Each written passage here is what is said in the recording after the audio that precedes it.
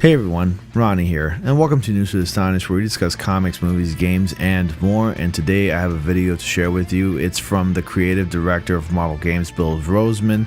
He talks about why Spider-Man is so important to many people around the world, including myself. But before I get into that detail and as to why Spider-Man is so important to many people, and to me especially, I have a brief paragraph that I want to read to you guys. It says here on the Game Informer website, in 1962, some of Marvel's most talented creators decided to take a big risk with a new character who was unlike anything the world has ever seen before. As we head towards the end of our exclusive Spider-Man coverage, Executive Creative Director of Marvel Games, Bill Rosemann, joins for a look back at Spidey's first appearance and how it changed superhero stories forever. So this is true, and I'm going to leave a link to that video for you guys because Bill Rosemann really does share some insight as to why Spider-Man is the way he is and why he's so amazing and why he's so impactful to many people. So to me, Spider-Man is very important because you probably hear this more often about the character. He's extremely relatable. He's very vulnerable. He struggles. He's broke. He goes through pretty much what an average human being goes through. All those aspects of life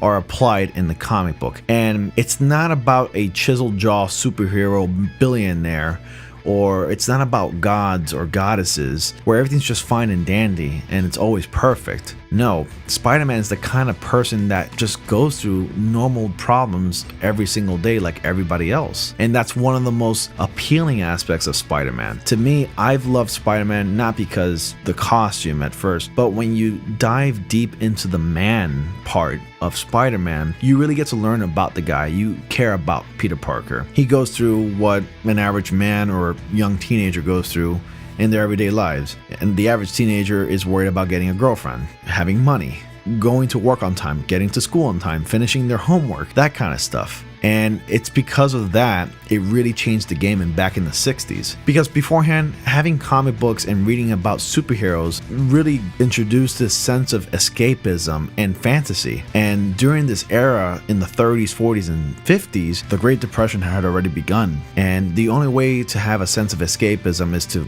go outside and have fun with your friends, or to read a comic book about these superheroes with their amazing lives and how they fight crime and beat up bad guys. And there was nothing like that. And then 20 odd years later, after the 40s, since Captain America came out, we are introduced to Spider-Man. And that's when everything was changed. When Spider-Man was introduced in the 60s, it was completely ridiculed. Nobody wanted to see a kid completely covered in a costume wearing a mask because burglars wore masks, not superheroes. Superheroes were only just limited to a little domino mask or having their face revealed, kind of like the Fantastic Four, Superman, and some other characters. I mean, except Batman. I mean, Batman was one of the most interesting characters, even though he was very dark for the time. He still was a very fascinating character. But still, nobody wanted to see a 15-year-old kid put on a Halloween costume and fight crime. At that era, back in like the 60s or 50s, kids at that age were considered sidekicks, and that's it. Nobody wanted to read about anybody else's problems. But then came the reception after the introduction of Spider-Man in '62. It blew up. People wanted to read about it. It drew the attention of kids of Peter Parker's age. And the head writers and the chiefs wanted Stan Lee, Jack Kirby, and Steve Ditko to write more Spider-Man stories because they were relatable. And the stories of Spider-Man really drew the attention of teenagers of that era. And that's one of the fascinations of Spider-Man. And that's why he succeeds, because he is very vulnerable. And that's why Spider-Man is my personal favorite superhero. And that's why he's arguably the most popular superhero in Marvel Comics. So let me know your thoughts, guys. Sorry, this is not much of an update, but this is all that Game Informer had to release on the website. The next update will be tomorrow, but I will post that right after my Avengers Infinity War review. So tell me, guys, when were you first introduced to the webhead?